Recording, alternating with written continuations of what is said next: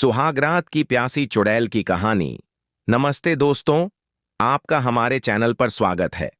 कहानियों की इस दुनिया में आने से पहले मैं आप सबसे एक छोटी सी गुजारिश करना चाहूंगा।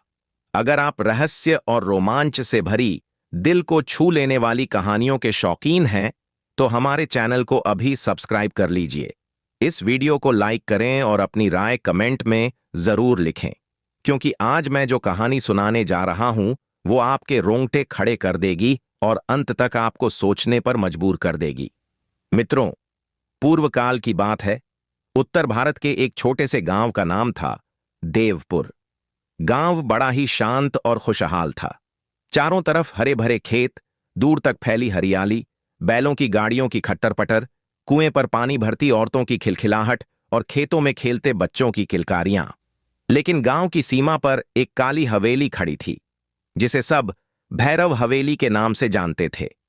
कहते थे कि इस हवेली में कभी कोई सुहागरात पूरी नहीं हो सकी, क्योंकि वहां एक प्यासी आत्मा भटकती थी। गांव वाले दिन के उजाले में भी उस ओर जाने से डरते थे। उसी गांव में एक किसान था, रघुनाथ, जो अपनी मेहनत, सादगी और खुशमिजाजी के लिए जाना जाता था। उसका एक ही बेटा था, जिसका नाम था मोहन। मोहन जवान हो चुका था, गोरा चिट्टा, चौड़े कंधे वाला। वह पढ़ाई लिखाई में भी तेज था और खेतीबाड़ी के काम में भी निपुण। रघुनाथ ने सोचा कि अब बेटे की शादी कर देनी चाहिए, ताकि घर में बहू आएगी तो रौनक भी बढ़ेगी और काम में भी हाथ बंटेगा। यही सोचकर रघुनाथ ने पड़ोसी गांव मधुबन से एक खूबसूरत लड़की का रिश्ता तय कर दिया। लड़की का नाम था राधिका। उसकी सुंदरता की चर्चाएं आसपास के कई गांवों में थीं। उसकी आंखें हिरनी जैसी और मुस्कान चांद जैसी थी। शादी की तैयारियां जोर शोर से शुरू हुईं। पूरे गांव में खुशी का माहौल था। ढोल नगाड़े बजे, बारात नाची, औरतें मंगल गीत गाने लगीं। हर तरफ उत्सव था। शादी बड़े धूमधाम से हुई और सभी रस्में पूरी हो गईं। अब बारी थी सुहागरात की। लेकिन गांव में जगह की कमी थी। इतने मेहमान आए हुए थे कि रघुनाथ को मोहन और राधिका के लिए अलग से कमरा नहीं मिल पाया। इसी बीच किसी ने सुझाव दिया कि गांव के बाहर भैरव हवेली खाली पड़ी है, क्यों न उस रात मोहन और राधिका को वहीं ठहरा दिया जाए। ये सुनकर कुछ बूढ़े बुजुर्गों ने तुरंत चेताया कि उस हवेली में अनहोनी होती है, लेकिन रघुनाथ ने इन बातों को अंधविश्वास मानकर टाल दिया। जवान मोहन भी हंसते हुए बोला, बाबा, आप लोग बेकार में डरते हैं।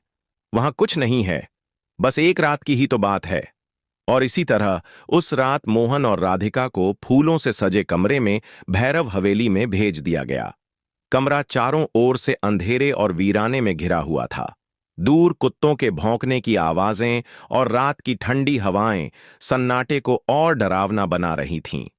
कमरे के भीतर चारपाई पर लाल चुनरी बिछी थी, गुलाब की पंखुड़ियां फैली थीं और पीतल के दियों की हल्की हल्की लौ जल रही थी। मोहन के दिल में हल्की घबराहट थी, लेकिन उसने खुद को समझाया कि यह सिर्फ एक रात की बात है। मोहन कमरे में दाखिल हुआ। राधिका लाल जोड़े में सजी हुई, सिर पर घूंघट डाले चारपाई पर बैठी थी। उसकी खामोशी उस माहौल को और भी रहस्यमयी बना रही थी। मोहन धीरे धीरे उसके पास आया। उसके दिल की धड़कन तेज हो गई। उसने हल्के से मुस्कुराते हुए दुल्हन का घूंघट उठाया, लेकिन अगले ही पल उसकी आंखें फटी की फटी रह गईं। सामने उसकी दुल्हन नहीं, बल्कि एक भयानक रूप खड़ी थी। राधिका का चेहरा काला पड़ चुका था। आंखें लाल अंगारों की तरह चमक रही थीं और होठों से खून जैसा लाल तरल टपक रहा था। उसके लंबे बाल सांपों की तरह लहरा रहे थे। तभी वह औरत एक खौफनाक आवाज में बोली, आओ, बरसों से मैं प्यासी हूं, आज मजा आएगा। मोहन का खून सूख गया। उसके पैरों के नीचे से जमीन खिसक गई। कांपते हुए उसने कहा, तुम राधिका नहीं हो?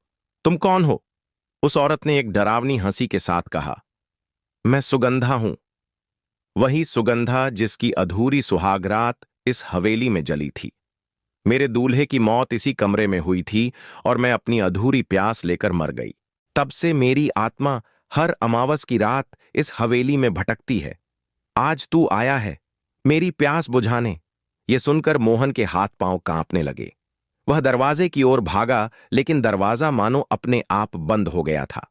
खिड़कियां अपने आप झूलने लगीं। बाहर तूफानी हवा चलने लगी। जिससे हवेली की पुरानी दीवारें और खिड़कियां चरमराने लगीं। सुगंधा ने अचानक मोहन का हाथ पकड़ लिया। उसका स्पर्श बर्फ जैसा ठंडा था। मोहन की सांस अटकने लगी। वह चिल्लाने लगा, बचाओ, कोई है। लेकिन उसकी आवाज हवेली की मोटी दीवारों में दबकर रह गई। तभी कमरे में रखा एक बड़ा दर्पण गिरकर टूट गया।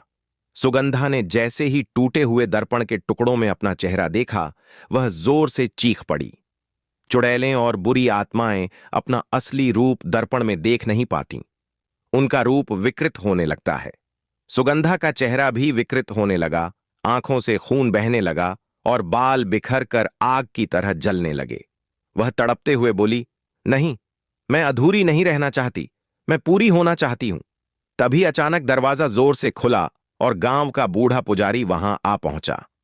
उसके हाथ में गंगा जल और तुलसी की माला थी। उसने ऊंचे स्वर में मंत्रोच्चारण शुरू किया और गंगा जल छिड़कने लगा। गंगा जल की बूंदें सुगंधा पर आग की तरह असर कर रही थीं। वह चीखते हुए तड़पने लगी। उसकी आत्मा झलकर राख में बदलने लगी। जाते जाते उसने कहा, याद रखना, अधूरे वचन और अधूरी इच्छाएं इंसान को मरकर भी चैन से नहीं रहने देती। मैं तब तक लौटूंगी जब तक इंसान अपने रिश्ते अधूरे छोड़ता रहेगा। यह कहकर उसकी आत्मा राख बनकर हवाओं में उड़ गई। मोहन बेहोश होकर गिर पड़ा। सुबह जब गांव वाले आए तो उन्होंने मोहन और राधिका दोनों को जिंदा पाया। राधिका एक कोने में डरी सहमी बैठी थी।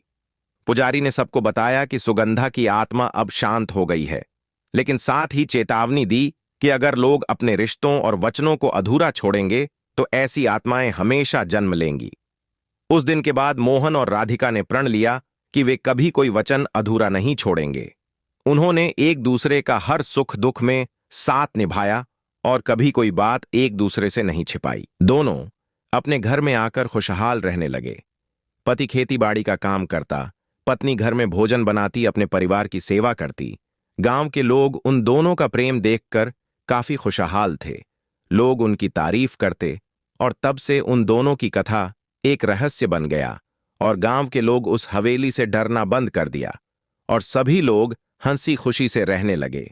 गांव के लोगों का जीवन खुशहाल हो गया।